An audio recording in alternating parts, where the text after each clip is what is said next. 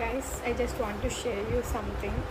ఏంటంటే మనము ఎవరైనా మనకి చెడు చేస్తే అరే వీళ్ళకి ఏదో ఒకటి అయిపోవాలి, ఓకే కర్మ అనేది ఒకటి ఉంటుంది. సో దేవుడు ఏదో ఒకటి చేస్తాడు, వాళ్ళకి ఏదో ఒకటి అవుతుంది, వీళ్ళ కర్మ వీళ్ళే అనుభవిస్తారు. సి మనం ఒకళ్ళ మీద అంత హేట్రెడ్ పెంచుకోవాల్సిన అవసరం లేదు. వాళ్ళు మనకి ఏదో చేశారని చెప్పి మనం కూడా వాళ్ళకి ఏదో అవ్వాలని అనుకోవడం అనేది అస్సలు కరెక్ట్ మైండ్ సెట్టే కాదు. First thing. సెకండ్ థింగ్, అంటే వాళ్ళకి ఏదైనా అయిపోగానే నీకేమొస్తుంది?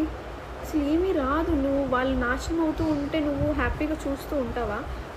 అసలు అసలు నువ్వు హ్యూమనేనా? ఫస్ట్ ఆఫ్ ఆల్ నువ్వు ఒకళ్ళు అంతలాగా సఫర్ అవుతూ ఉంటే నువ్వు జస్ట్ వాళ్ళని ఆనందపడుతూ చూస్తావా జస్ట్ బికాజ్ వాళ్ళు మనకి చెడు చేశారని చెప్పి?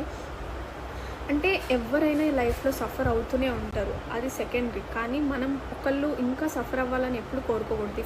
నేను ఎప్పుడు అనుకునేది ఏంటంటే ఓకే వీళ్ళు ఎప్పటికైనా లైఫ్లో నాకు ఇలా చేశారు అని చెప్పి వాళ్ళు రియలైజ్ అవ్వాలి, వాళ్ళు ఆ గిల్ట్ ఫీల్ అవ్వాలి. నెక్స్ట్ టైం ఎప్పుడు వాళ్ళు అలా చేయకూడదు, వాళ్ళు ఇంకా మంచిగా మారాలి, ఇంకా ఇలా కాదు ఉండాల్సింది అనేసి నేను అనుకుంటాను అన్నమాట.